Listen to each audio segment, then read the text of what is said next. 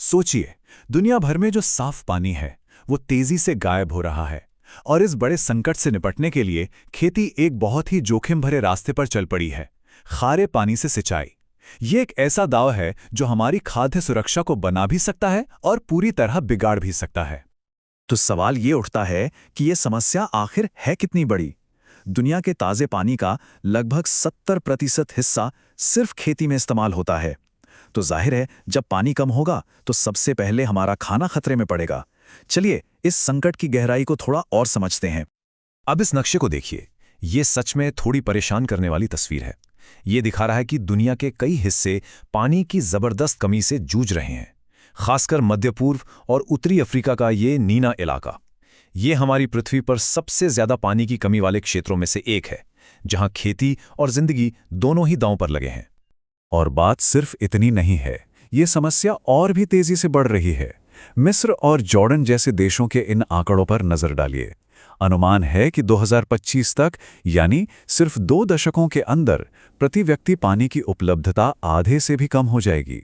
ये लाखों लोगों के लिए एक बहुत गंभीर चेतावनी है। तो जब मीठा पानी लगातार कम हो रहा है तो इसका विकल्प क्या है? जवाब है खारा पानी।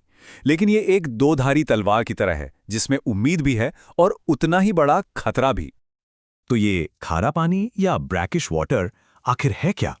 इसको ऐसे समझिए कि ये ताज़े और समुद्री पानी के बीच का पानी है। मतलब ना तो समुद्र जैसा बहुत ज्यादा नमकीन और ना ही पीने जैसा बिल्कुल फीका।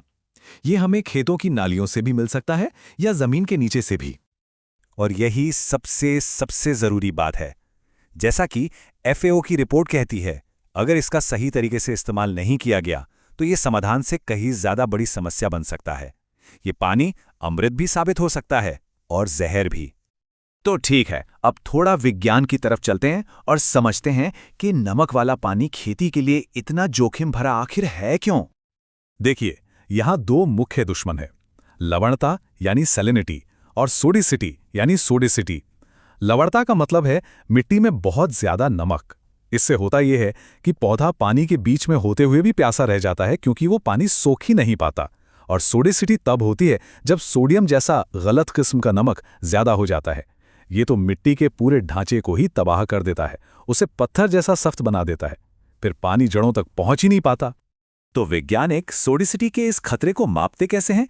इसके लिए वो एक खास पैमाने का इस्तेमाल करते हैं, सोडियम अधिशोषण अनुपात या SAR। ये उन्हें बताता है कि पानी में मौजूद सोडियम मिट्टी के लिए कितना खतरनाक साबित हो सकता है। ये चार्ट असल में किसानों के लिए एक तरह की सर्वाइवल गाइड है। ये दिखाता है कि सिर्फ नमक की मात्रा ही नहीं, बल्कि नमक का प्रकार भी कितना मायने रखता है। देखिए, नीला एरिया सेफ जोन है, लेकिन जैसे जैसे सोडियम बढ़ता है और हम लाल एरिया की तरफ जाते हैं, मिट्टी इतनी सख्त हो जाती है कि पानी का अंदर जाना लगभग नामुमकिन हो जाता है। तो असल में नमक पौधों पर 3 तरफ से हमला करता है। पहला, ये उन्हें प्यासा रखता है। दूसरा, जहरीले आयनों से उन्हें अंदर से कमजोर करता है। और तीसरा, कैल्शियम जैसे जरूरी पोषक तत्वों को उन तक पहुंचने ही नहीं देता। तो क्या इसका कोई हल है? हाँ, बिल्कुल है। चलिए अब उन स्मार्ट तकनीकों को देखते हैं जो किसानों को इस मुश्किल चुनौती से निपटने में मदद कर रही हैं। यहाँ टेक्नोलॉजी एक बहुत बड़ा अंतर पैदा करती है। पारंपरिक सिंचाई में क्या होता है?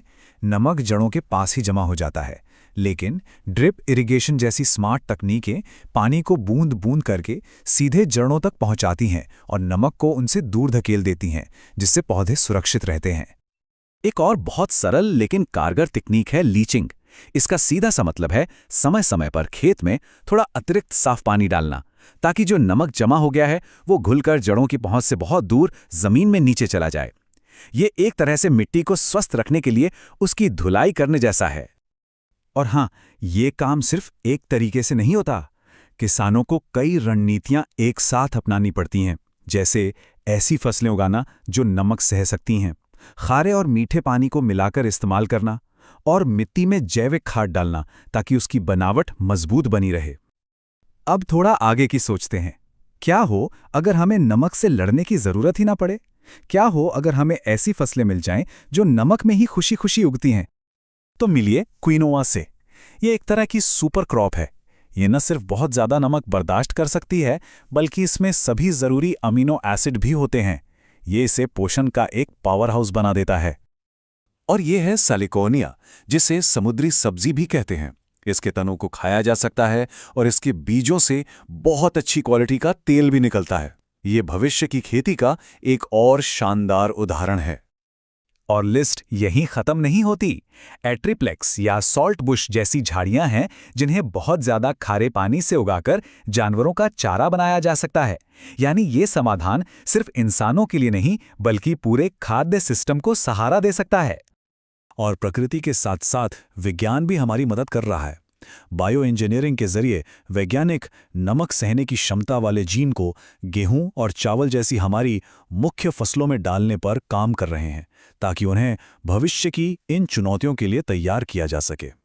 तो अंत में ये एक बड़ा सवाल सामने आता है, क्या खेती का भविष्य और ज्यादा मीठा पानी खोजने में है, या फिर अपने भोजन को उसी पानी के हिसाब से ढालने में है जो हमारे पास मौजूद है?